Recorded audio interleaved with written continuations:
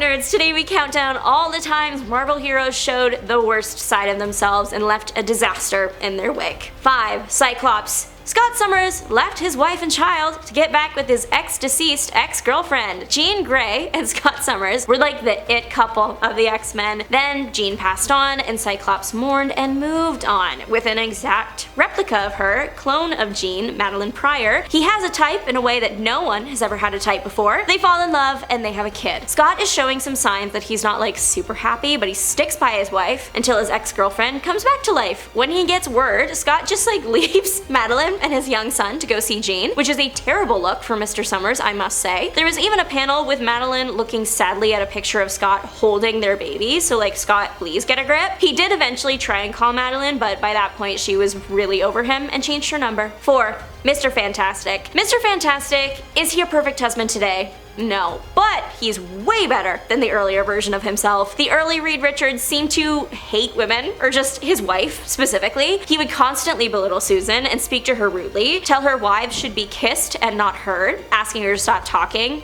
all the time. Just because the attitudes he was showing were common for the time it was written doesn't mean it was right, especially when you're supposed to be a superhero and the best of humanity. He also at one point was trying to rile up a mind-controlled evil Susan, and then to try and snap her out of that mindset, he decided to make contact with her face using his hand. Whether or not the situation called for that kind of thing is up for debate, but it made him look really bad. And y'all are out here complaining about Pedro Pascal having a comfortable relationship with his co-stars. Like, look what you could be dealing with instead. 3. Hank Pym. Hank Pym was once a fan favorite character, and then he also laid hands on his wife and was never really seen the same by a lot of fans. He was not completely himself when he did it, that was retconned later on, but he did it, and it's not a good look, and he had shown aggression in the past, which again made it all look even worse. The actions did have repercussions on the character's life, like getting kicked off the Avengers and a divorce, and having this incident brought up all the time. It was wrong, Janet did not deserve it. Pym also created a fake threat to make himself seem like a hero. He made a robot with a failsafe that only he knew, so when it attacked the Avengers mansion and he defeated it, the Avengers would see him as a hero. That is not what happened. He couldn't defeat the robot, but you know who did?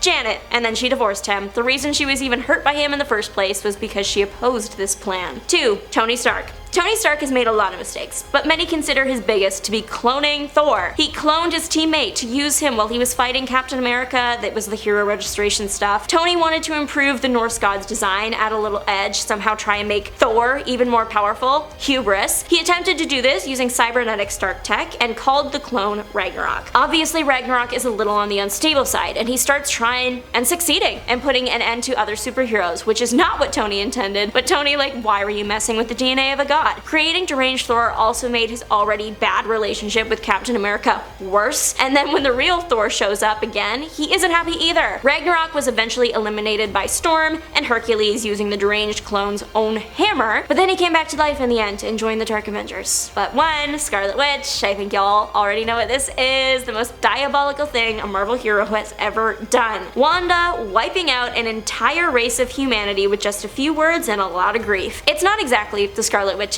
shining moment. She was dealing with her magic, not kids, and her brother and her father figure and her teammates and her husband, so a mental break was to be expected, but that doesn't excuse wiping out an entire genre of person. She also, separate from her spell, took out a couple Avengers, including Vision, Ant-Man, and Hawkeye. Before End Day, the mutant population was nearing like 1 million-ish, and by the time Wanda finished her sentence, the number dropped to around maybe 10 to 15% of what it once was, probably less. Wanda may have said no more mutants, but that doesn't mean that she meant she wanted to steal the life of every mutant. The hex or like spell was intended to remove abilities. The problem here was that a lot of mutants' lives are attached to their powers, so when you take that power away, you take the life away. Many others just passed from like the aftershocks. Those that did survive now had to figure out how to live in a powerless body. Eventually, everything went back to normal, or as normal as possible. Many mutants were revived, and pretty much everyone got their powers back in a variety of ways. Wanda was also able to patch up her relationships with the Avengers and mutants, though not everyone trusts her to this day. But what do you think? Let us know in the comments section. Thanks so much for watching. Don't forget to like and subscribe. Bye, nerds!